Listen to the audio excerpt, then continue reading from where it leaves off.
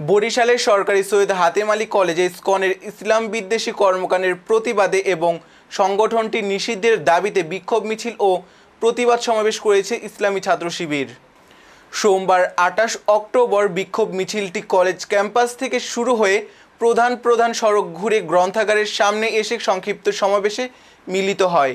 College শাখা ছাত্র শিবিরের সভাপতি শামীম আহমেদের সভাপতিত্বে অনুষ্ঠিত সমাবেশে উপস্থিত ছিলেন ছাত্র শিবিরের সহসভাপতি, সাংগঠনিক সম্পাদক সহ বিভিন্ন পর্যায়ের নেতাকর্মী ও সাধারণ শিক্ষার্থীরা। এতে বক্তারা বলেন, ইসকন বারবার ইসলাম ও মুসলমানদের বিরুদ্ধে উস্কানিমূলক কার্যক্রম চালাচ্ছে। দেশের ধর্মীয় সম্প্রীতি নষ্টের অপচেষ্টা রুখে দিতে হবে। ইসলাম বিদ্বেষী কার্যক্রম বন্ধ না হলে কঠোর আন্দোলনের হুঁশিয়ারি দেন তারা। আমরা দিন দিন লক্ষ্য করছি সরকারি সৈয়দ হাতেম আলী কলেজের এই কলেজটি যেহেতু আমাদের ঐতিহ্যবাহী কলেজ, এইখানে বিভিন্ন বৈষম্য তৈরি হতে যাচ্ছে।